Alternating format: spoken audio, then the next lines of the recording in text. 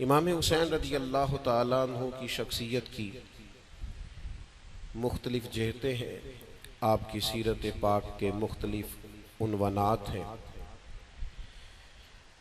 آپ کا جو فلسفہ ہے اور آپ کا جو اقدام ہے اور آپ کا جو میدان سجانا ہے وہ بہت ساری گہرائیاں اپنے دامن میں رکھتا ہے، اور امام علی مقام رضی اللہ تعالیٰ عنہ کی فکر کھڑا ہونے کی فکر ہے، مضبوط ہونے کی سوچ ہے، نظریاتی زندگی گزارنا اور نظریاتی سرحدوں کا محافظ بننا، یہ امام حسین کا پیغام ہے۔ ہمارے ماحول میں اس طرح ہوتا ہے کہ کچھ لوگ ایسے ہوتے ہیں جو سوسائٹی میں اپنے آپ کو قانون سے ماوراء سمجھنے لگتے ہیں۔ ان کا یہ مزاج بن جاتا ہے کہ ہم چونکہ ایک بہت بڑی شخصیت ہیں، ہم چونکہ وی آئی پی پرسنالٹی ہیں، اور ہمارے ڈھیروں اور ہزاروں اور لاکھوں میں جاننے پہچاننے اور محبت کرنے والے ہیں، لہٰذا شاید ہمیں کسی قانون اور کسی زاویے کا پابند نہیں ہونا چاہیے۔ تو یہ سوچ بڑی خطرناک ہوتی ہے۔ معاشرے میں ایک آدمی بھی جرم کر کے جب بچ جاتا ہے یا اپنے آپ کو بچانے میں کامیاب ہو جاتا ہے، اس کا اثر پوری سوسائٹی پہ پڑتا ہے، اس کے نتائج بڑے خوفناک نکلتے ہیں۔ ایک چور کے بچ جانے سے پورا شہر غیر محفوظ ہو جاتا ہے۔ آپ نے ایک قاتل کو کھلی چھٹی دے دی، اس کا مطلب یہ ہے کہ آپ نے بہت سارے انسانی اور قیمتی جانوں کو داؤ پہ لگا دیا ہے۔ اب تو اس کا دل کھل جائے گا، وہ جس کو چاہے گا جہاں چاہے گا۔ تو نتیجہ یہ نکلتا ہے کہ اگر قانون کی پاسداری نہ کی جائے، کچھ لوگ اس سے ماوراء ہو جاتے ہیں۔ یہ جو سوچ ہوتی ہے نا، بادشاہوں کی سوچ، ان کا خیال ہوتا ہے کہ ہم کسی قاعدے کے پابند نہیں ہیں۔ اسلام میں جو خلافت پر زور دیا ہے، تو خلیفہ جو ہوتا ہے وہ تو نائب ہوتا ہے، صرف اللہ اور اس کے رسول کے احکامات طے شدہ ہے، اس نے بس نافذ کرنا ہوتا ہے۔ اس لیے مسلمانوں کے ہاں بادشاہ نہیں ہوتے، مسلمانوں کے ہاں امیر ہوتے ہیں، خلیفہ ہوتے ہیں، جو صرف اس نظام کو نافذ کرتے ہیں۔ امام علی مقام سیدنا امام حسین رضی اللہ تعالیٰ عنہ جب میدان میں نکلتے ہیں تو امام حسین رضی اللہ تعالیٰ عنہ فرماتے ہیں کہ میں ان لوگوں کے خلاف نکلا ہوں جنہوں نے حدود اللہ کو توڑا ہے، جو اللہ کی حرام کردہ کو حلال کہتے ہیں۔ میں ایسے لوگوں کے خلاف برسر پیکار ہوں جو حدود کے قیام میں رکاوٹ ہے، جو اپنے آپ کو ماوراء سمجھتے ہیں۔ تو امام علی مقام رضی اللہ تعالیٰ عنہ نے مضبوط اور بھرپور جد و جہد کی۔ ایک ہوتا ہے کسی شخص کے گھر کی دیوار گرانا، اس کی حکومت گرانا، اس کے محل کو گرانا، ایک ہوتا ہے کسی کی سوچ کو اور اس کے نظریے کو دفن کرنا۔ امام علی مقام رضی اللہ تعالیٰ عنہ کا کمال یہ ہے کہ امام حسین نے یزید کو اور اس کے نظریے کو دفن کر دیا۔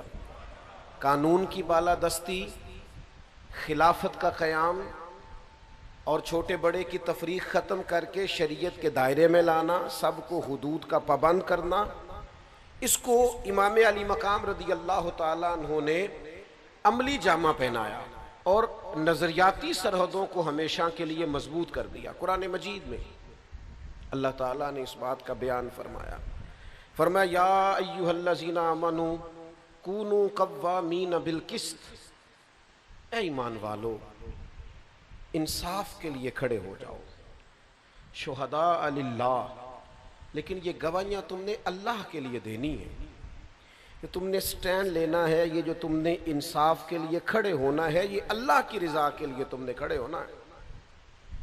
اور تم کھڑے ہو جاؤ، تم سٹینڈ لے جاؤ، تم مضبوط ہو جاؤ، تم ڈٹ جاؤ اللہ کی رضا کے لیے۔ اور جو طرز ہمیں اللہ کا قرآن دیتا ہے وہ طرز بڑی انوکھی ہے. فرمایا ڈٹ جاؤ.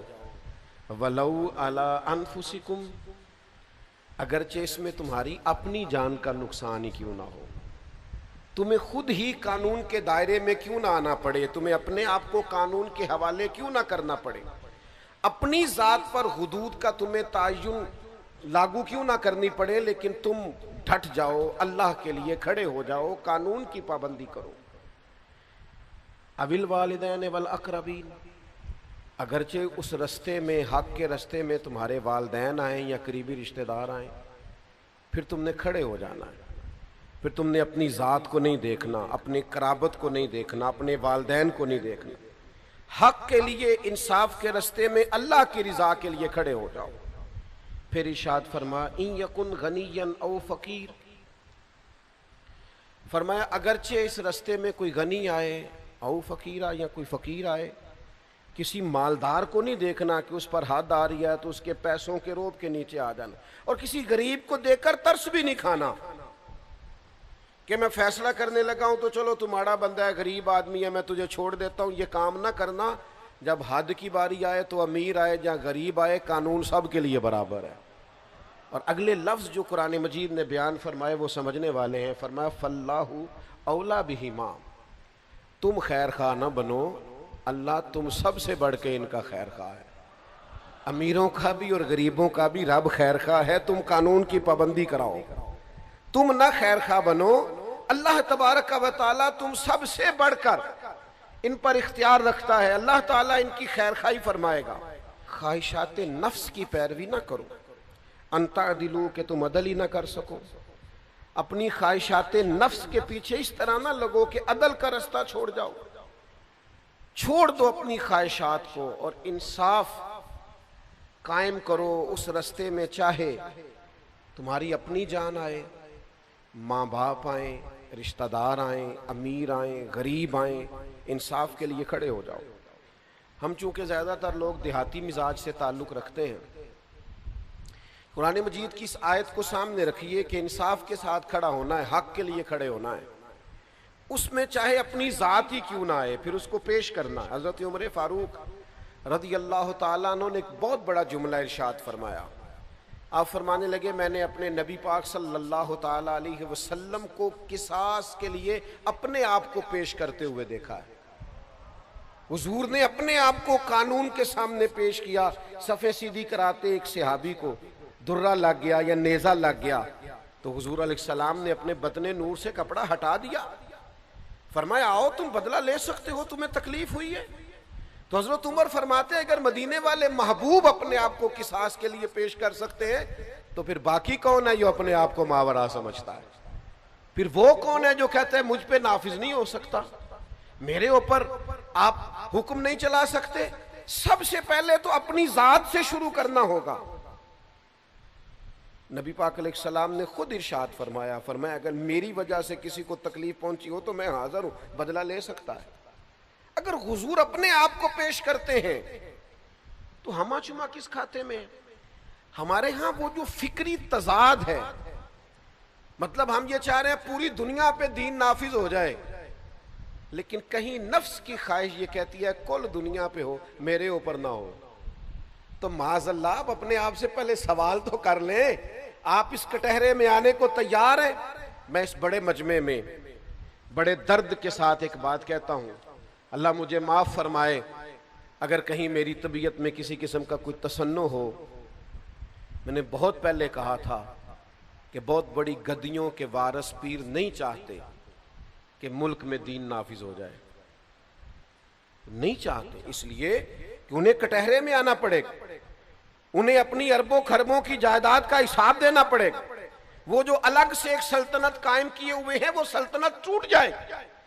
ہمارا مزاج نہیں ہے بھائی، ہم تھوڑا سا ہٹ کے جینا چاہتے ہیں. ہم سفارشی کارڈ اپنی جیبوں میں رکھتے ہیں، ہم اپنی گاڑیوں کے پیچھے لکھوائے پھرتے ہیں میں فلاں صاحب ہوتا ہوں، میں فلاں صاحب ہوتا ہوں، میرا فلاں نام ہے. میری موٹر سائیکل کے پیچھے لکھا ہوا ہوتا ہے میرا فلاں علاقے سے تعلق ہے. آپ کوئی الگ مخلوق ہیں؟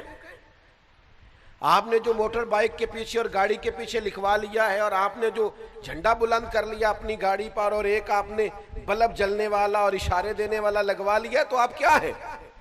قانون کے دائرے میں آپ آئیں گے، قانون کے دائرے میں۔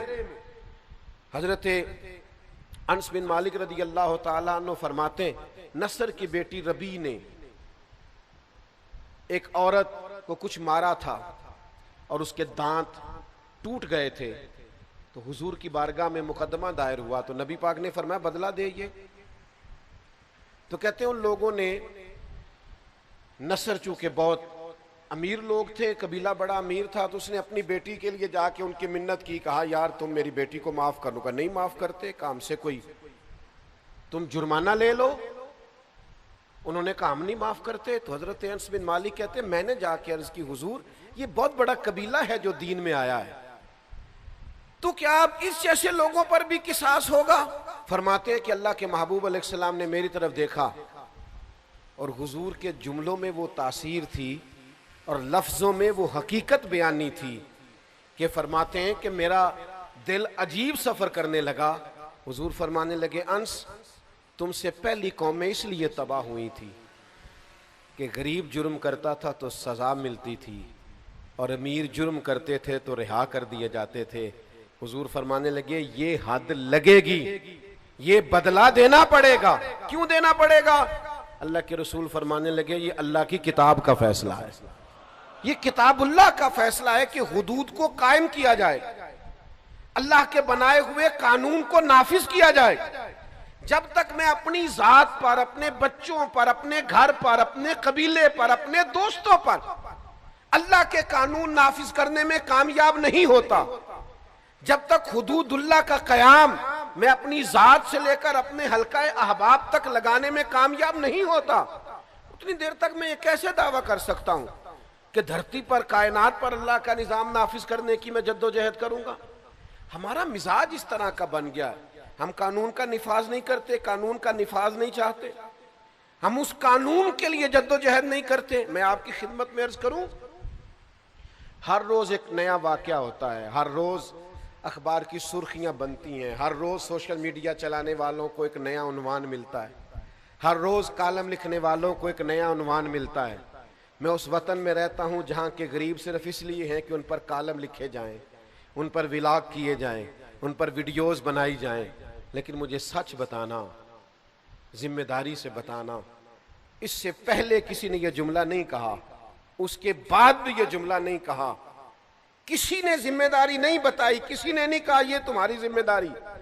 یہ ذمہ داری حضرت عمر فاروق نے خود اپنے لیے وضع کی، اور اس ذمہ داری کی نزاکت کو دیکھیے، فرمایا فرات کے کنارے کتا گر پیاسا مر گیا تو کوئی اور جواب دے نہیں ہے، حکومت میری ہے لہذا جواب دے بھی میں ہی ہوں۔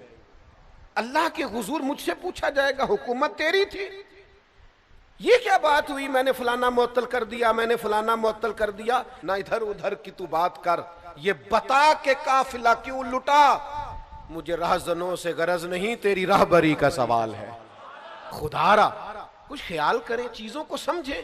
جب تک ہم سب قانون کی پابندی کے قائل نہیں ہیں، میں ایک دفعہ جا رہا تھا تو میرے ڈرائیور نے اوور سپیڈ، اس نے گاڑی وہ چلا رہا تھا، روک لیا ہمیں، انہوں نے کہا جی آپ کی سپیڈ زیادہ ہے، میں نے کہا بالکل زیادہ ہے، مجھے دیکھا او ہو پیر صاحب میں آپ جائیے، میں نے کہا جناب ایسا نہ کریں، تھوڑا سا نا پیر صاحب کے ڈرائیور کو بھی سبق دے دیں، ذرا آئندہ احتیاط سے چلے گا، آپ وہ جو سب کے لیے چالان بناتے ہیں وہ بنائیے، آپ یہ ایک نقطہ ذرا لگائیے تاکہ ہمیں احساس ہو، آپ ہمیں ماورا نہ کیجئے، آپ ہمیں اس چکی سے گزاریے، ہمیں احساس دلائیے۔ میں ایئرپورٹ میں اترا کسی جگہ سے، کسی ملک سے میں لوٹ رہا تھا، تو مجھے دیکھ کے اس صاحب نے کہا آپ ذرا آگے آ جائیے امیگریشن کے لیے، تو میں نے کہا پھر کیا ہوگا؟ ان میں سے پتہ نہیں کون ایسا ہے جو اللہ کی بارگاہ کا مقبول اور محبوب ہے، میں کیسے اسے پشت کر ڈالوں؟ آپ ان سب کے لیے جیسے کام کریں گے فقیر بھی اسی لائن میں آ جائے گا۔ ہاں پتہ تے سارا ہے سردار نو کیتیاں دا ایدہ پردہ چا پایا ہی تیرا پلا ہو سی۔ اپنی زندگی میں کچھ اپنے اوپر بھی نافذ کریں بھائی، اور پھر تھوڑا سا اپنوں کا احتساب بھی کریں، تھوڑا ارد گرد بھی دیکھیں ماحول کیا ہے.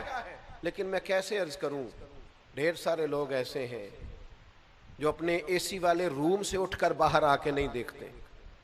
وہ غور ہی نہیں کرتے کہ میرا عملہ کیا کر رہا، وہ توجہ ہی نہیں کرتے کہ میری ذمہ داری کیا ہے، مجھے کس کس جگہ پہ غور کرنا ہے، دیکھنا ہے.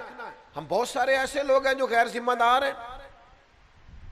کتنے لوگ ہیں جنہوں نے کہا تھا کہ مجھے کزن پر بھروسہ ہے، مجھے ڈرائیور پر بھروسہ ہے، مجھے پڑوسی پر. تو بھئی جس پر بھروسہ ہوگا نقصان بھی تو وہی کرے گا نا. جس پر بھروسہ ہی نہیں اس نے تو آپ کی دیوار پھلانگنی نہیں.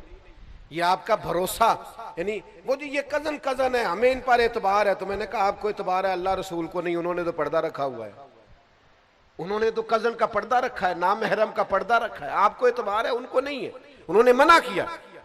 تو میرے بھائی جب تک آپ محاسبہ نہیں کریں گے، احتساب نہیں کریں گے، قانون کو نافذ نہیں کریں گے، اپنے ارد گرد نہیں دیکھیں گے. کائنات میں سب سے عظمتوں والی بیٹی کا نام سیدہ فاطمہ ہے. وہ علی کے گھر کی ہیں، عزت علی سے سنتے ہیں. وہ نبی کے گھر کی ہیں، عزت یہ نبی سے سنتے ہیں.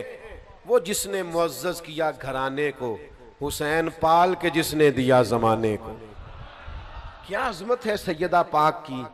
لیکن ذرا یہ والا رنگ بھی دیکھو نا. حضور کی عادت مبارکہ تھی، کریم محبوب کسی سفر پہ جاتے تو جب تشریف لے جاتے تو سب سے آخر میں سیدہ فاطمہ کے گھر تشریف لے جاتے، اور واپس آتے تو سب سے پہلے سیدہ فاطمہ کے گھر آتے. رسول رحمت علیہ السلام ایک سفر سے واپس آئے، سیدہ پاک کے کاشانہ نور میں تشریف لائے، اور محبوب نے جیسے ہی قدم رکھا سامنے تو سامنے ایک پردہ لگا ہوا تھا جس پر کچھ نقش و نگار بنے ہوئے تھے. رسول رحمت وہیں سے واپس تشریف لے گئے. حضرت فاطمہ پریشان ہوئی، مولا علی شیر خدا سے کہا معلوم تو کیجئے محبوب لوٹ گئے اور میں منتظر تھی زیارت کو. حضرت علی کہتے ہیں میں حاضر بارگاہ ہوا تو محبوب فرمانے لگے میرا اور دنیا کی زیب و زینت کیا تعلق، میری بیٹی اور نقش و نگار والے پردے، لاڈ کے نام پر بچوں کو کروڑوں لاکھوں دیتے ہو، پیار کے نام پر ان کا کوئی احتساب نہیں. محبت اور چیز کا نام ہے، اور احتساب کرنا اور ان کو ٹھیک رکھنا یہ ایک اور چیز ہے. اور احتساب کرنے کا مطلب یہ نہیں کہ آپ کو محبت نہیں. آپ ہر دفعہ بچے سے پوچھیں وہ سودا لینے گیا تھا تو بقایا کیوں نہیں لایا، آپ اس کا حساب کریں تیرے پاس اتنے تھے. اور لوگ فخر سے بتا رہے ہوتے میں نے کبھی حساب نہیں پوچھا. تو آپ نے ظلم کیا ہے نا، کیوں نہیں پوچھا؟ بیٹے سے حساب پوچھیں، اسے حساب کی عادت ہو، اسے اپنی زندگی میں پرکھنا آئے. لوگوں کے ساتھ جب وہ معاملات کرے گا تو مضبوط رہے گا. نوجوان دوستو، حضرت سیدہ پاک رضی اللہ تعالیٰ عنہ کو جب پتا چلا نا کہ محبوب تو میری وہ نقش و نگار والے پردوں سے خوش نہیں ہوئے، تو سیدہ پاک پھر سیدہ پاک ہیں، ان کے قریب بھی کوئی ایسی چیز نہیں آتی. حالانکہ یہ جائز تھا، اگر کوئی انسانی صورت نہیں بنی ہوئی اس پر تو یہ جائز تھا. کسی کے پاس جائز پیسے ہوں تو یہاں نقش و نگار بنے نہیں ہوئے. لیکن چونکہ محبوب کو پسند نہیں آیا تو سیدہ پاک نے اسی وقت اتارا اور اللہ کی راہ میں خیرات کر دیا. ہم جب احتساب نہیں کریں گے، جب ہم غور نہیں کریں گے، ہمارے گھر میں باتیں ہو رہی ہوتی ہیں، ہمارے بچے باتیں کر رہے ہوتے ہیں، خاندان کی غیبتیں ہو رہی ہوتی ہیں، لوگوں کی پگڑیاں اچھل رہی ہوتی ہیں، ہمارے گھر میں سب کچھ ہوتا ہے، اور ہم جب منع نہیں نہ کرتے تو تھوڑا سا انتظار کیجئے، اس بچے کی شادی ہو لینے دیجئے. جو سارا کچھ یہ آپ کے پاس بیٹھ کے غیروں کے لیے کرتا رہے نا، وہ آپ کی باری بھی آنے والی ہے، وہ ساری باتیں آپ کے لیے کرے گا. اب میں ایک جگہ پہ 3 لوگ بیٹھے تھے تو ان میں سے 2 اٹھ کے چلے گئے تو میں اکیلا رہ گیا. تو ایک صاحب نے وہ ان کے پردے کھولے اور وہ ان کی پگڑیاں کھولیں، وہ حال کیا یہ ایسا ہے. اور جب تک وہ بیٹھے تھے خوشامد کر رہا تھا، تعریفیں کر رہا تھا. وہ چلے گئے تو حال ہی برا کرنے لگا. تو میں بڑے غور سے دیکھنے لگا، کہنے لگے آپ کیوں پریشان ہو گئے؟ تو میں نے کہا مجھے تو اپنی فکر پڑ گئی ہے، وہ 2 گئے ہیں تو نے کوئی حال نہیں چھوڑا، جب میں جاؤں گا تو کیا اشر کرے گا؟ اس لیے کہ میں تو سونگ گیا ہوں، تو کیا آدمی ہے، میرے جانے پر تو اللہ جانے کیا حال کرے. نہیں نہیں نہیں نہیں، آپ تو اچھے آدمی ہیں. میں نے کہا یہ تو ان کے منہ پہ بھی کہہ رہا تھا، یہ تو وہاں بھی کہہ ہی رہا تھا بھائی. وہ تو مجھے سمجھ آ گئی ہے تو کس لیول اور کس مزاج کا آدمی. تو یاد رکھیے گا احتساب، اپنوں کا احتساب. اور اگر آپ کے دائیں بائیں ذرا برابر بھی کوئی شخص شریعت کی حدود کو پامال کر رہا تو اس کا پورے طور پر احتساب باز پرس یہ بڑا ضروری ہے. اگر آپ نہیں کریں گے تو آپ محسوس کریں گے کہ ماحول بگڑتا جا رہا ہے. سیدہ طیبہ طاہرہ سیدہ عائشہ صدیقہ، قربان جاؤں ان رستوں سے جن رستوں سے مومنوں کی ماں گزرا کرتی. یہ کیسی عظمتوں والی خاتون ہے جن کے گھر جا کے اللہ کے محبوب سکون محسوس فرمایا کرتے. حضرت سیدہ عائشہ صدیقہ فرماتی ہیں میں نے کسی خاتون کے بارے میں بات کر دی برسبیل تذکرہ. میں نے کہا قد کتنا چھوٹا ہے اس کا؟ تو ذرا ابو داؤد شریف پڑھ کے دیکھیے. فرماتی ہیں حضور کا میں نے چہرہ نور دیکھا تو اظہار ناراضگی. کریم فرمانے لگے عائشہ تم نے وہ بات کی ہے کہ اگر اس بات کو میں دریا میں ڈال دوں تو دریا کا ذائقہ بدل جائے گا. اتنی سخت بات کر دی. کسی کے بارے میں تم نے بات کی دریا کا ذائقہ بدل جائے جو تم نے جملہ کسی کے لیے کہا ہے. ذرا یہ ارد گرد کی لوگوں کی زبانیں روک کے دیکھو. سوسائٹی میں سکون پیدا ہو جائے گا، محبتوں کو فروغ ہوگا، نفرتوں کا کلا کما ہوگا، حدود کا اللہ تعالیٰ کے بتائے ہوئے دین کا پورے طور پر نفاذ ہوگا. ہمارا یہ مزاج نہیں رہا. ہم ذائقہ لیتے ہیں، خود چسکا لیتے ہیں جب کوئی بات کر رہا ہوتا ہے، غور غور سے سنتے ہیں. ہم اپنے ارد گرد نفاذ نہیں کرتے تو دنیا میں کیسے نفاذ ہوگا؟ ہم اپنے ماحول کے اندر ان چیزوں کو لے کے نہیں آتے تو پوری سوسائٹی میں وہ چیزیں کیسے پیدا ہوں گی؟ ہمارے ہاں نا حکومتوں کو شوق آتا ہے، جیسے کچھ سیزن نہیں ہوتا کچھ چیزوں کو چیک کرنے کا، ان کے ہاں سیزن ہوتا ہے. وہ سیزن میں آتے ہیں، کوئی دیواریں توڑ جاتے ہیں، کچھ دکانیں ہٹا جاتے ہیں، کچھ کو سیل کر جاتے ہیں. اور اگر کوئی مجھ سے ناراض نہ ہو جائے تو جو دکاندار آنے والوں سے مل ملا کے حساب پورا نہیں کرتا اس کی دکان بھی بند کر جاتے ہیں. لیکن باقاعدہ چیزوں کو دیکھنا، چیک کرنا، غور کرنا، احتساب کرنا، اللہ کی حدوں کو قائم رکھنا ہمارا مزاج نہیں ہوتا، ہماری وہ طبیعت نہیں ہوتی. اللہ کے حبیب علیہ السلام صحیح حدیث میں موجود ہے، بازار میں تشریف لے گئے حضور اور نبی کریم نے گندم کا ڈھیر دیکھا. تو آپ کہیں بھی چلے جائیں، ہمارا تو ریڑھی والا اس طرح کرتا ہے کہ اس نے آگے آگے صحیح صحیح پھل لگایا ہوتا ہے اور پیچھے پلٹ کے دیکھیں تو رنگ اور ہوتا ہے. اگرچہ اس کا خیال ہوتا ہے کہ بے ایمان سارے اوپر بیٹھے ہوئے الا ماشاء اللہ. اور ریڑھی والے کا بھی یہ مزاج ہوتا ہے. اور اگر آپ کہیں کہ یہ تو نے دکھانے کے لیے آگے لگائے ہیں، مجھے یہ والے پھل چاہیے، تو کہتا نہیں میں رلا کے دینے نے، اکٹھے کر کے بیچنے ہیں میں نے، سارے نہیں. ہو بھائی تو نے دکھایا اور ہے اور دیتی وقت تیرا رنگ اور ہے. اللہ کے حبیب علیہ السلام بازار تشریف لے گئے، گندم کا ڈھیر لگا ہوا ہے. تو میرے محبوب نے، حضور نے، سید عالم نے اپنی آستین مبارک کو اوپر کیا اور پھر گندم کے ڈھیر کے اندر حضور نے دست مبارک ڈالا. اور جب آپ کا مقدس ہاتھ آگے گیا تو نمی محسوس کی کریم نے. تو حضور فرمانے لگے یہ گندم تم نے نیچے چھپا رکھی ہے جو گیلی ہے؟ حضور وہ بارش ہوئی تھی تو فرمایا اوپر خشک ڈال دی اور نیچے تم نے گیلی ڈال دی. یہ بات پر غور کیجئے گا، اس نے جنس کو نہیں بدلا، اس نے اینٹیں پیس کر سرخ مرچوں میں نہیں ملائیں، اس نے وہ والا کام نہیں کیا کہ دوائیاں تک بھی لوگوں کو خالص نہ ملیں. حال یہ ہے کہ گندم صرف ہے ٹھیک ذرا گیلی ہے، وہ گیلی گندم اس نے نیچے رکھ دی. تو اللہ کے حبیب فرمانے لگے سن، جو ملاوٹ کرے وہ ہم میں سے نہیں ہے، وہ ہم میں سے نہیں ہے جو ملاوٹ کرتا ہے. وہ میرے بھائی تھوڑا سا غور تو کریں، توجہ تو کریں. یہاں تو منظر بڑا عجیب ہو گیا ہے کہ جس ملک میں دوائیاں بھی خالص نہ ملیں اور جہاں لوگوں کو جان بچانے کے لیے جن چیزوں کی ضرورت ہو ان کا بھی پتہ کرنا پڑے. آپ جائیں میڈیکل سٹور پہ، ڈاکٹر نے آپ کو لکھ کے دی ہے تو میڈیکل سٹور والا مشورہ دیتا کہتا یہ رہنے دو، یہ والی لے جاؤ، فارمولہ ایک ہی ہے. کیونکہ وہ اس نے بھی اسی طرح کا رویہ رکھا ہے. اور ڈاکٹر صاحب کو بھی میڈیکل ریپ والے ملاقات کر گئے تھے، انہوں نے بھی بتایا کون سی لکھ کے دینی ہے. اللہ ماشاء اللہ سب جگہ ہاتھ ملے ہوئے ہیں اور سب جگہ تعلقات بنے ہوئے ہیں اور سب ہیں جو باقاعدہ اس میں شامل ہو گئے ہیں. اور آپ سمجھتے ہیں کہ امام حسین کا ذکر یہ ہے کہ آپ نے 3 دیگیں پکائی تھی 10 محرم والے دن، تو مہربانی کریں آپ گھر میں رکھیں دیگیں. یہ ساری چیزیں اور یہ لنگر اور یہ دنیا اور کائنات، آپ کس کے لیے 4 دیگوں کی بات کر رہے ہیں جو جنت کے مالک اور سردار ہیں؟ آپ ان کے نظریے کو سمجھیں، فکر کو سمجھیں، سوچ کو سمجھیں. جب تک عملاً دین کا نفاذ نہیں ہوتا، مزاج میں دین نافذ نہیں ہو. مجھے بتائیے نبی پاک علیہ السلام نے اس شخص سے ہاتھ نہیں ملایا جس نے سونے کی انگوٹھی پہنی تھی، رحمت للعالمین نبی۔ میں کیسے کہوں آج آپ کو، ہزاروں لاکھوں مسلمان ہیں جو سونے کی انگوٹھیاں پہنتے، کڑے چھلے پہنتے، کتنا کو مشکل کام ہے سونے کی انگوٹھی اتار کے چاندی کی پہننا۔ آپ اتنا بھی نفاذ اپنی زندگی پر نہیں کر سکتے، اپنے ماحول میں اتنا بھی جائز ناجائز کا ہم حساب نہیں رکھ سکتے، یہاں تک بھی اپنے آپ کو سمجھا نہیں سکتے، اور پھر کہنے والے بھی نہیں کہتے، کہنے والے بھی نہیں کہتے، وہ بھی سمجھتے ہیں۔ ایک دوست آئے سونے کی زنجیر پہنے ہوئے تھے، تو میں نے ان کو منع کیا تو اللہ تعالیٰ نے کچھ زیادہ مال دیا ہوا تھا ان کو، بگڑ گئے بیچارے۔ تو مولانا صاحب جن کے ساتھ وہ آئے ہوئے تھے وہ بڑے نفیس آدمی مجھے بعد میں کہنے لگے حضرت وہ کہہ رہے تھے آج کے بعد پیر صاحب کے پاس نہیں جانا۔ تو میں نے کہا ان سے کہنا تھا پیر صاحب کب تڑپ رہے ہیں آپ سے ملنے کے لیے، انہوں نے کب کہا تھا کہ ہمیں ضروری آپ سے ملنا ہے، ایٹ سیٹ تے پکھڑا کوار گندل اسی اور بھی بوٹیاں جاننے ہیں۔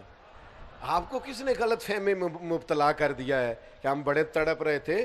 شریعت کا حکم آپ کو سنایا جائے اور آپ بگڑ جائیں، ایک دفعہ نہیں 100 دفعہ بگڑے، آپ 100 دفعہ بگڑے، 1000 دفعہ بگڑے تو صحیح، خدا را دین کے نام پر بگڑے تو صحیح، پتہ تو ہو کہ دین کے لیے بگڑ گئے۔ میرے عزیز اپنی زندگی میں مزاج میں نفاذ دین کا مزاج بنائیں۔ یہ کیا عجیب بات ہوئی کہ میں اپنا مخالف دیکھ کے تو کڑتا ہوں، اپنا مخالف دیکھ کر تو بے چین ہوتا ہوں، میری طبیعت میں جلال آتا ہے، لیکن شریعت کا مخالف دیکھ کر مجھے کچھ بھی نہیں ہوتا۔ میرا شاگرد، میرا مرید، میرا عقیدت مند، میرا ادارے میں ڈیوٹی کرنے والا، میرے دفتر میں کام کرنے والا، میرے ہاں ملازمت کرنے والا، وہ ذرا سا میری نافرمانی کرے تو میری طبیعت بگڑ جائے، اور رب کی نافرمانی ہر جگہ ہوتی رہے اور مجھے ذرا احساس بھی نہ ہو۔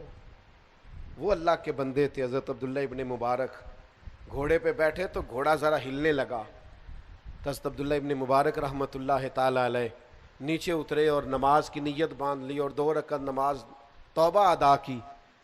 تو خدام نے عرض کی حضور گھوڑے نے ذرا اٹکیلیاں کی ہیں اور شرارتیں کی ہیں اور آپ نفل پڑھنے لگے۔ حضرت عبداللہ ابن مبارک کی آنکھوں میں آنسو چمک آئے، فرمانے لگے جس دن مجھ سے رب کی نافرمانی ہو جاتی ہے نا، اس دن جو میرے فرما بردار ہیں وہ میری نافرمانی کرنے لگ جاتے۔ تو اس گھوڑے نے آج نافرمانی کیا تو توبہ کر رہا ہوں کہیں اللہ کی مجھ سے کوئی نافرمانی تو نہیں ہو گئی۔ بھائیو تھوڑا سا سمجھیں چیزوں کو، اور آپ نفاذ قانون اور نفاذ شریعت اور حدود کا تعین جو ہمارے دائرہ کار میں ہے وہ تو کریں، اس کا تو لحاظ کریں۔ پورے ملک پر اسلامی نظام نافذ کر دو، کوئی خاتون بغیر پردے کے باہر نہ آئے، وہ تو جب نافذ ہوگا تب آئے گا نا، تو ابھی آپ اپنے گھر پہ تو نافذ کریں نا، اپنے اہل خانہ کو تو پردہ کرائیں نا، ان کو تو تلقین کریں نا با پردہ رہنے۔ جہاں تک آپ کنٹرول رکھتے ہیں وہاں تک تو آپ دین کی بات کریں، لیکن آپ تو اپنے گھر کے اندر بھی ناکام ہے دین کے نفاذ کے لیے، اور یہ کہ آپ پوری دنیا میں اور پورے ملک میں نافذ کرنے کی بات کر رہے ہیں۔ وہ خاص احساس پیدا کریں، اپنا مزاج اس طرح کا بنائیں جو قانون کا پابند ہو، اپنی طبیعت اس طرح کی بنائیں جو قانون کی پابند۔ اور پھر میں نے دیکھا ہے اس ملک میں رہنے والے جو ہر روز قانون توڑتے ہیں، وہ کسی دوسرے ملک میں جاتے ہیں تو بہترین قانون کے پابند ہو جاتے ہیں، وہ ڈرتے پھرتے ہیں، سہمے ہوئے ہوتے ہیں، کسی قانون کو نہیں توڑتے، اور یہاں آ کے وہ بہانے بناتے ہیں جی یہاں ایسے ہی چلتا ہے، اور جناب یہاں ایسے نہیں چلتا، جہاں آپ جیسا بندہ چلتا ہے، وہ ٹھیک ہو جائے تو باقی بھی سارا ماحول بہتر ہو جائے۔ آپ تو اپنے اندر تبدیلی لائیں، آپ تو اپنے آپ کو بدلیں، آپ تو اپنے اوپر غور کریں، اپنے مزاج کو تبدیل کریں، اپنی طبیعت کے اندر بدلاؤ لائیں، آپ تھوڑا سا چینج ہوں۔ اور قانون سب کے لیے برابر ہے، اس میں آپ کسی قسم کی گنجائش نہ دیں، کسی حکمت کے نام پر کسی بزدلی کا شکار نہ ہو۔ کیا ہو جائے گا، فلاں بگڑ جائے گا۔ میں دوستوں سے اکثر کہا کرتا ہوں لوگ اپنا مقابلہ ہی نہیں کرتے حق بات کہنے کے لیے، اپنا ضمیر ہی ان کا کہتا ہے دنیا ناراض ہو جائے گی، حالات خراب ہو جائیں گے، تجھے کیا لگے، چل رہا ہے نا سب ٹھیک ہے چلنے دے۔ غسان کے بادشاہ جبلہ نے کلمہ پڑھ لیا تھا، بادشاہ، یعنی آج کسی کے دوستوں میں کوئی وزیر بن شامل ہو جائے دوستوں میں، کیا اس کی اتھارٹی ہوتی ہے، لوگ مفت میں۔ میں نے تو ایسے بھی دیکھا ہے اپنے دیہاتی ماحول میں کہ وہ جو ووٹر سپورٹر ہوتے ہیں نا MNA صاحب کے MP صاحب کے, وہ بعد میں کہتے پھرتے ہیں ہم نے جتوایا جی اسے. تو میں نے کہا آپ مہربانی کریں, آپ نہ بولیں, اسے بولنے دیں.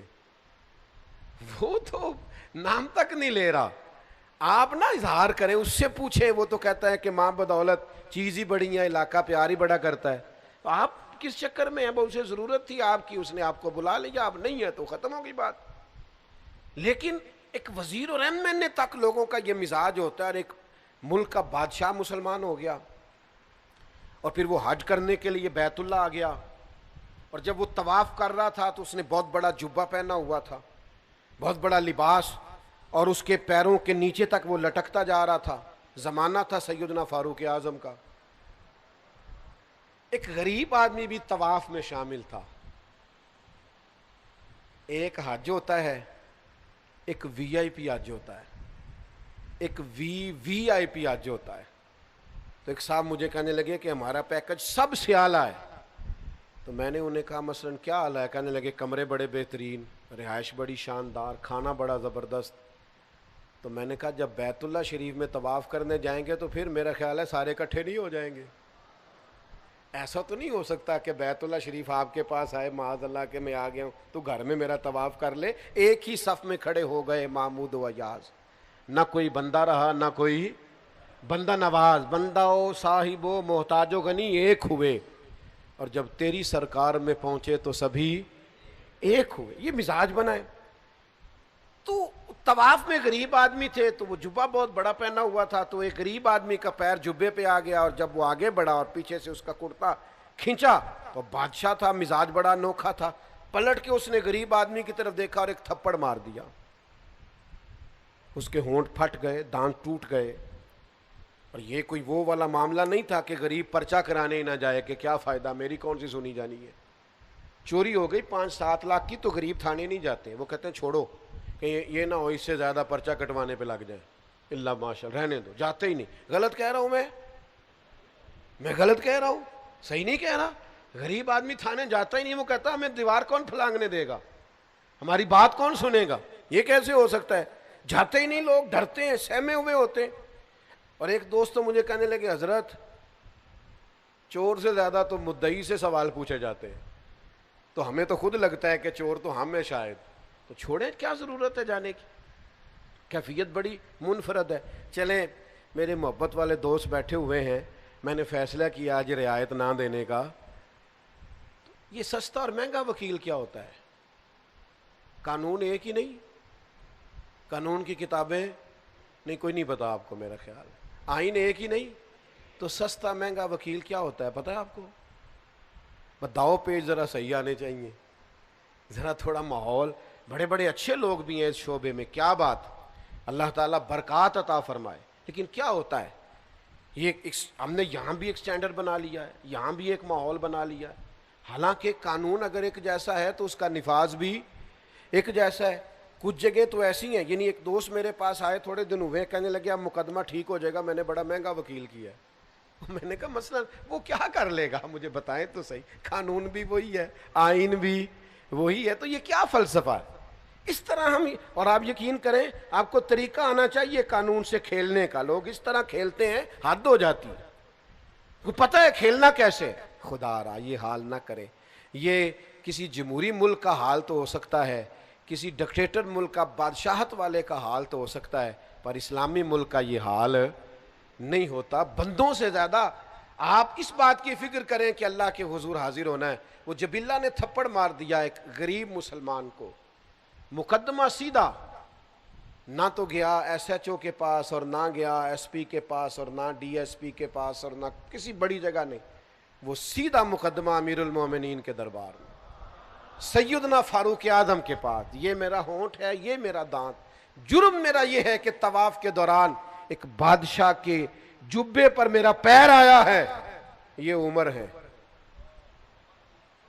یہ تسلسل ہے خلافت کا, یہ مزاج ہے جو رسول رحمت کا دیا ہوا ہے, یہ ہے نفاذ دین, یہ ہے شریعت اسلامیہ کا قیام, یہ ہے حدود اللہ کی پاسداری. حضرت عمر نے اس بادشاہ کو بلایا, فرمایا یہاں اس غریب کو راضی کر لو, یہاں کل شام کو تمہیں بدلہ دینا پڑے گا. وہ کہنے لگا میں بادشاہ ہوں، میں بھی بدلہ دوں گا؟ فرمایا سارے ہی دیں گے، یہ حضور کا دین ہے، اس میں کوئی امیر غریب نہیں ہوتا، آپ کو بدلہ دینا ہے، آپ کو کٹہرے میں آنا ہے، آپ کو ذمہ داری ہے آپ کی، آپ کو بتا کیوں تھپڑ مارا آپ نے؟ کہنے لگا میں تو اسلام اس لیے لایا تھا کہ میری عزت اور بڑھ جائے گی۔ تو آپ نے فرمایا تو بدلہ دے، عزت اسی میں ہے، واہ میدان میں آ۔ اللہ اکبر۔ اس نے کہا مجھے ایک رات کی مہلت دے دے، صبح میں بتاؤں گا۔ رات کو اس نے اٹھایا سارا سامان اور وہ بھاگ گیا واپس، اور اپنے ملک میں جا کے پھر سے عیسائی ہو گیا، مرتد ہو گیا۔ لوگوں نے حضرت عمر سے کہا، گویا کہنے والوں نے کہا اور سوچا کہ جناب ایک بادشاہ وقت کو ضائع کیا، تو تاریخ مسکرا کے کہہ رہی تھی عمر نے بندہ ضائع نہیں کیا، عمر نے رسول اللہ کا دین نافذ کیا ہے۔ آپ دین نافذ کریں، جو ضائع ہوتا ہے سو ضائع ہو جائے۔ ہمیں سب سے پہلے اپنے آپ پر قانون کو، دین کو نافذ کرنا ہے، اپنے گھر پہ دین کو نافذ کرنا ہے۔ امام علی مقام رضی اللہ تعالیٰ عنہ، ان کے میدان میں نکلنے کا فلسفہ آپ سمجھیں۔ امام حسین رضی اللہ تعالیٰ عنہ کا فلسفہ یہ ہے کہ یہ جو یزیدی ہیں یہ حدود اللہ کو پامال کر رہے ہیں، یہ محرمات کو حلال کر رہے ہیں، لہذا ان کے خلاف کھڑے ہونا ہے، نفاذ دین کے لیے، شریعت کی حدوں کو برقرار کرنے کے لیے۔ اور اس کا نتیجہ نکلا، امام علی مقام رضی اللہ تعالیٰ عنہ نے اس مقصد کو اتنا بڑا مقصد جانا کہ ساری اولاد اس راستے میں قربان کر دی، اپنی جان تک دے دی۔ لیکن اتنا بڑا مقصد ہے اللہ کی حدود کا قیام، میں اور آپ تھوڑا تھوڑا اپنے آپ کو بیک لے کے آئیں۔ جو فلاں صاحب ہوتے ہیں اور پھر لوگ آ کے نا بڑی کہانیاں سناتے ہیں، میں بینک میں گیا تھا جی، دین کی بڑی برکت ہے، لوگ بڑے کھڑے تھے، انہوں نے مجھے اندر بلا لیا۔ میں نے کہا آپ کو دھوکہ ہوا ہے، ہم مہربانی فرمائیں، آپ کو لائن میں ہی رہنا چاہیے تھا، یہی آپ کے لیے بہتر تھا، اور اسی میں عافیت تھی، اسی میں آسانی تھی۔ لیکن وہ تھوڑا سا دنیا سے ہٹ کے ہونے میں نفس کی بڑی خواہش ہے، تسکین ہے، تو ذرا لوگ تھوڑا سا اس کو بڑھا چڑھا کے پیش کرتے ہیں، تھوڑا سا اس میں لوگ مطلب ہمارے سنگی احباب اور دیگر حضرات میں سے کچھ لوگوں کا یہ خیال ہوتا ہے کہ ہم کسی محفل میں شامل نہ ہوں، ہم کسی دینی تقریب میں کسی عالم کی، کسی مبلغ کی کوئی بات نہ سنیں، ہم الگ سے جائیں تاکہ ہماری ویڈیو بن جائے، ہماری فوٹو آ جائے، ہمارے تعلقات کا پتہ ہو جائے۔ ہمارے اصحاب قبلہ عالم فرمایا کرتے تھے، جو فیض مسلمانوں کے اجتماعی مل کے بیٹھنے میں ہوتا ہے نا، وہ اکیلے اکیلے بات کرنے میں نہیں ہوتا۔ میرے عزیزو، امام علی مقام کے پیغام کو سمجھیے۔ میری آخری بات، اس کو اچھے طریقے سے اپنے دل میں جگہ دیجیے گا، یہ میری گفتگو کا خلاصہ بھی ہے اور ہم سب کے یہاں آج جمع ہونے کا مقصد بھی ہے۔ شریعت اسلامیہ کو سمجھیے، شریعت کے مزاج کو سمجھیے، اور دین دنیا میں نافذ ہونے کے لیے آیا ہے، اس کے نفاذ کے لیے اپنے آپ کو پیش کیجیے۔ شریعت اسلامیہ کے جو قانون ہیں، حلال و حرام کے جو مسائل ہیں، ان کو سمجھیے، اس پر غور کیجیے، اور سب سے پہلے اپنے آپ کو پیش کیجیے، دین کا نفاذ کیجیے، پھر اپنے بچوں پر، پھر اپنے گھر پر، پھر آپ کے دوست، اپنے دوستوں میں اس بات کی ترویج کیجیے کہ یہ شریعت کا حلال ہے اور یہ شریعت کا حرام ہے۔ وہ ماحول نہ بنائیے کہ دوست جرم کر کے آیا اور ہم نے اسے پناہ دینی۔ دوست ہی مشکل وقت میں کام آتے ہیں، یہ زیادتی ہے دوست کے ساتھ۔ آپ اس کے مشکل وقت میں کام نہیں آ رہے، اس کے غلط وقت میں کام آ رہے۔ آپ کوشش کیجئے، توجہ دلائیے کہ میرے بھائی یہ آپ نے غلط کیا ہے، آپ اپنی غلطی کا ازالہ کریں، کبھی مجرموں کے ساتھ کھڑے نہ ہوں، کبھی ظالموں کے ساتھ کھڑے نہ ہوں۔ امام حسین رضی اللہ تعالیٰ عنہ کی فکر یہ ہے کہ آپ اپنے بچوں کے ساتھ ہوں، مستورات کے ساتھ ہوں، اہل خانہ کے ساتھ ہوں، لیکن آپ کو حق کے لیے کھڑا ہونا پڑے تو آپ ڈٹ جائیں، میدان میں رہیں، لیکن تھوڑی سی بھی کسی مقام پر بھی آپ لچک کا مظاہرہ نہ کریں۔ آپ یقین کر کے جانیں، یہاں تو یہ حال ہو گیا ہے کہ بالکل جس کو آسانی سے کہا جا سکتا ہے نا، اور ہماری بات بھی سنے گا، اس کو کہا جا سکتا ہے نا کہ یہ کام نہ کر، یہ جائز نہیں، لیکن صرف ہم اس لیے نہیں کہتے کہ یہ بندہ کہیں مجھے برا نہ کہے، بس ٹھیک ہے میں گڈ بک میں رہوں، مجھے کسی جگہ ملامت نہ کی جائے۔ بالکل ہمارے کہہ دینے سے وہ بدل جائے گا۔ ہمارے بات کرنے سے وہ اثر قبول کرے گا، لیکن نتیجہ یہ ہوتا ہے کہ چونکہ وہ کہیں میرا مخالف نہ ہو جائے، لہذا ہم بات ہی نہیں کرتے۔ اپنے گھر میں، اپنے قبیلے میں، اپنے خاندان میں اس بات کا رواج پیدا کیجئے کہ ہمیں شریعت کے اصول اور قاعدے ضابطے ان کا نفاذ کرنا ہے۔ اللہ کے حبیب علیہ السلام نے دعا دی، کہا اے اللہ اس مرد پہ رحم فرما جو صبح نماز کے لیے اپنی بیوی کو جگاتا ہے، کہا اے اللہ اس عورت پر رحم فرما جو صبح نماز کے لیے اپنے شوہر کو جگاتی ہے۔ وہ میرے دوستو، اللہ کا فرض ادا کرنے کا ٹائم ہے، اور میرے گھر میں میرے اہل خانہ، میرے بچے سو رہے ہیں، میری ذمہ داری تو یہ تھی کہ میں ان کی نیند نہ دیکھتا، شریعت کا قانون دیکھتا، اٹھو وقت نماز ہے۔ لیکن وہ یہ ذرا دیر سے آیا ہے، یہ رات کو ذرا جاگتا رہا ہے، اس کے پیپرز کے دن۔ اب کیا بات کر رہے ہیں آپ؟ اپنے گھر کے اندر بھی یہ نظام نہیں بنا سکتے؟ میں تو ان بزرگوں کو جانتا ہوں جو کہتے تھے پتر آج میرے لیے کھانا نہ بنانا، اگر تو نماز کے لیے بر وقت نہیں اٹھ سکتی تو میرا بیٹا میرے کھانے کا تو گزارا ہو جائے گا، میں ہوٹل سے بھی کھا لوں گا، مجھے ڈر آتا ہے۔ تو اللہ کی حدوں کو توڑتے، سمجھتے نہیں بات۔ تو خدا را تھوڑا سا شریعت کے ماحول میں اپنے آپ کو ڈھالیے، امام حسین کی اصل فکر کو سمجھیے۔ میں نے جمعے میں کہا تھا، پھر کہتا ہوں، امام حسین کو ذاکروں، خطیبوں، نقیبوں، شاعروں، ادیبوں سے نہ سنا کریں، صرف امام حسین کو سننا ہو تو شریعت کا قانون دیکھیں، قرآن کی آیات پڑھیں، حضور کا اسوہ نور دیکھیں، خلفائے راشدین کی زندگیاں دیکھیں، امام علی مقام آپ کو سمجھ آئیں گے۔ کوئی ان کا انوکھا فلسفہ نہیں ہے، وہ نفاذ قرآن کے لیے اور نفاذ شریعت کے لیے میدان میں ہے، وہ اللہ کا دین نافذ کرنے کے لیے میدان میں، وہ نظام خلافت کو پھر سے قائم کرنے کے لیے میدان میں۔ ہم نے اس کو موضوع تقریر بنا لیا، نکتہ افرینی، ہر سال ایک نیا نکتہ کربلا میں سننے کو ملتا ہے، ہر سال ایک نئی داستان سرائی اور نئی لذت سے واقع کربلا۔ چھوڑ دیں آپ، یہ کیا ہے؟ سادہ سا ان کا فلسفہ ہے، سادہ سا، کہ ہمیں شریعت اسلامیہ کے ساتھ کھڑا ہونا ہے، اور امام علی مقام کے ماننے والوں کو بھی چاہیے ایسا نہ ہو کہ سارا سال یزیدیوں کے ساتھ رہیں اور یکم سے 10 محرم تک وہ حسینی بن کے میدان میں آ جائیں۔ ہم سے نہ رقم ہوں گے قصیدے یزید کے، ہم لوگ تو حسین کے سیرت نگار ہیں۔